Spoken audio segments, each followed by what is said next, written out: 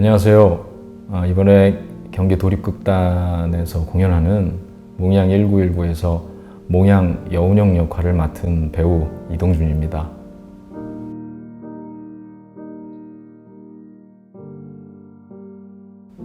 예, 이번에 그 몽양 여운형 선생님 역할을 맡았습니다.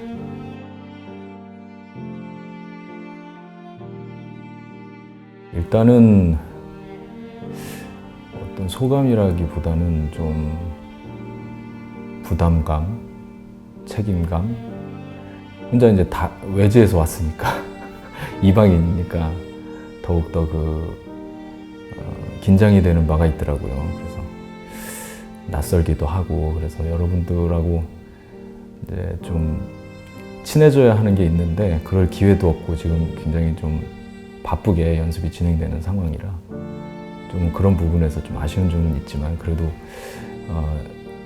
단원분들의 그 열정이 많이 느껴지고 또 좋은 작품을 만들기 위해서 이제 각 분야별로 열심히 동분서주 하시는 거 보니까 굉장히 좋게 얘기해야 되는데 자꾸 이 부담감이 자꾸 생각이 나가지고 하여튼 열심히 한번 해야 되겠구나, 평소보다도 그런 생각을 하게 됐습니다.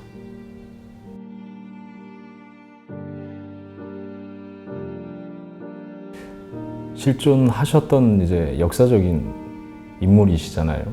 그래서 어떤 이분의 이야기를 하면서 이분이 곡해될 만한 뭐 이런 부분이 있으면 안 되니까 그런 부분 없이 최대한 그분의 그 살아생전에 하셨던 업적이라든지 이런 부분들에 대해서 충분하게 잘 설명할 수 있도록 그렇게 중점을 맞춰서 연습을 하고 있습니다. 네.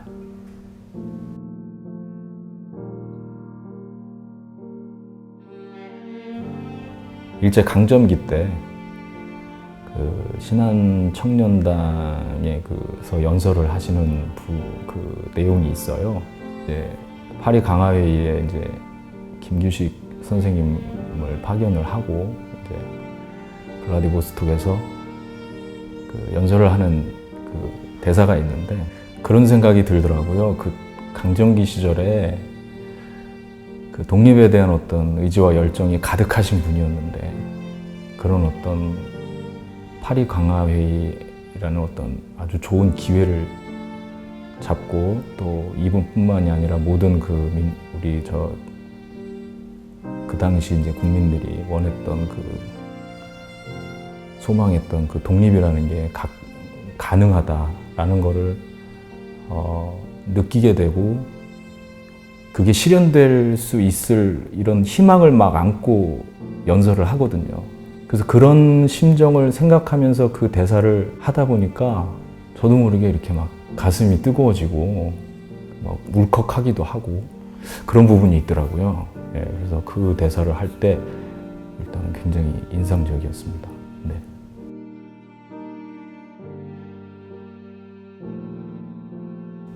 모든 사람들이 다 뭐 그런 것이 있겠죠. 뭐 저 개인적으로 그렇게 여운형 선생님처럼 대의적인 일은 아니고 소박한 이제 개인적인 일이겠죠. 그 중에서 찾아보자고 한다면은 제가 지금 배우 얘기를 가고 있는데 이 길도 굉장히 쉽지만은 않은 길이거든요. 사회적으로 이제 뭐 어려운 점들이 참 많은데도 불구하고 꾸준히 무대에 서는 걸 위해서 정진했다는 거? 그 점이 좀 비슷한 점이 아닌가 저는 그렇게 생각을 합니다.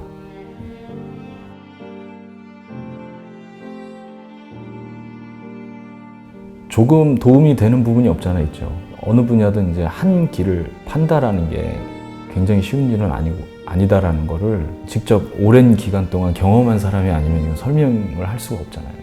그렇게 살아가면서 겪었던 많은 에피소드들도 있고 인생의 전환점도 있을 것이고 또 생각이 바뀌는 것들도 굉장히 많이 있었을 것이고 이럼에도 불구하고 이 한 지점을 포기하지 않는다라는 거는 그만큼 자신에게 신념이 있었던 거고 나름의 그 정의가 있었던 거거든요.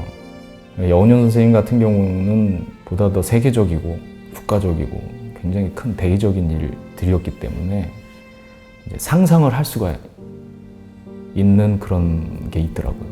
제 작은 어떤 그런 느낌에서 이거를 확장시키면 여운형 선생님의 어떤 그런 대의가 어느 정도는 좀 느껴지는, 상상할 수 있는 그런 거는 있는 것 같습니다.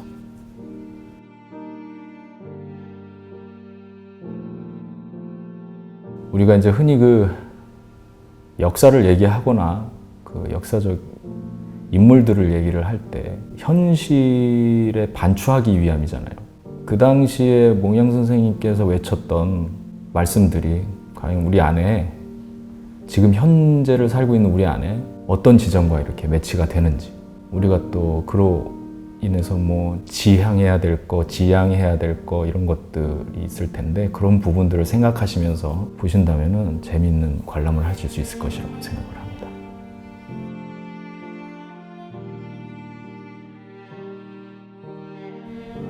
지금의 대한민국뿐만이 아니고요. 과거에도 그랬고 현재도 그렇지만 미래에도 그러니까 항상 가지고 가야 될 어떤 지점인 것 같아요. 지금 현재를 얘기를 해야 이제 이해가 빠를 텐데 굉장히 그 진영이 나뉘어져 있잖아요. 사회적인 문제로 대두되고 있고 상당히 극단적으로 치우쳐지는 상황들이 벌어지기도 합니다. 지금 요즘에 이제 촛불이 양분화되는 것처럼, 이거는 근데 이 당시에 여운형 선생님이 한참 활동하실 때도 그런 문제가 있었고 지금도 그런 문제가 있고요. 앞으로도 이런 문제는 계속 갈 거라고 생각합니다. 여운형 선생님은 그걸 아셨던 것 같아요. 그래서 좌든 우든 하나로 가야 된다. 좌든 우든 다 안고 가야 되는 것이고 이게 어느 한쪽으로 갈 수는 없다라는 것을 잘 아셨던 분이고, 지도자라면은 이 좌와 우를 잘 섭렵해서 이 좌와 우와 함께 나라를 짊어지고 가야 되는 게 지도자라고 생각하셨던 분이 여운형 선생님이신 것 같거든요.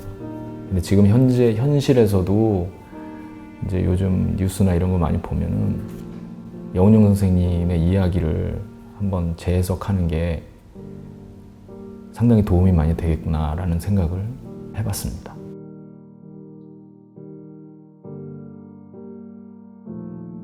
일단은 그 아까 질문에도 있었지만 실존하셨던 분이고 그분에 대한 자료들이 이제 좀 있고 사진도 있고 한데 조금 신경 쓰이는 부분은 이제 외모적인 부분이 저하고 이제 아무래도 다르니까 그 부분을 어떻게 해결할 것이고, 그분이 연설을 하실 때나 뭐 하실 때 이제 제스처라든지 버릇이라든지 이런 것들에 대한 거를 좀 신경을 쓰는데 자료가, 그런 부분에 대해서는 또 자료가 많지 않아요. 육성 자료도 없고, 그래서 이분이 말씀하실 때 말투라든지 뭐 이런 것들도 상상을 못 하기 때문에 제가 그 나름대로 이분을 상상하는 데 있어서 약간 신경 쓰는 부분이고요. 연기를 하면서 이제 또 하나 신경 써야 되는 부분은 굉장히 우리나라가 그때부터 어떤 파가 많이 나뉘어져 있잖아요. 그래서 극명해요, 우리나라가 특히. 그래서 그런 모든 분들이 곡해하지 않을 수 있게 연기하는 게 지금 가장 큰 화두인 것 같아요, 저한테는. 저뿐만이 아니고 이 극에 참여하는 모든 분들이 좀 신경 써야 될 부분이 아닌가, 뭐 이런 생각을 좀 해봤습니다.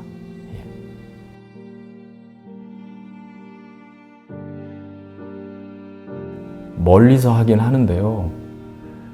그래도 그 현재 정치에 관심이 많으시고 또 사회에 관심이 많으신 분들이라면 한 번쯤 오셔서 역사적인 인물을 통해서 그때 당시에 어떤 국내 사정이나 이런 것들을 보시고 현실에 반추해서 과연 나는 어느 지점에 있으며 내가 어떠한 행동을 하고 있으며 어떤 생각을 하고 있는지 한 번쯤 생각해 보는 시간을 가지시면 굉장히 좋을 것 같습니다. 뭐 힘든 시기에 또 혼란한 시기에 많이 그 생활하시기 힘드시겠지만 한숨 돌리는 의미에서 오셔서 한번 보시면 다시 한번 자기 자신을 돌아볼 수 있는 좋은 기회가 될 거라고 생각을 하니까요. 많은 관람 부탁드리겠습니다. 감사합니다.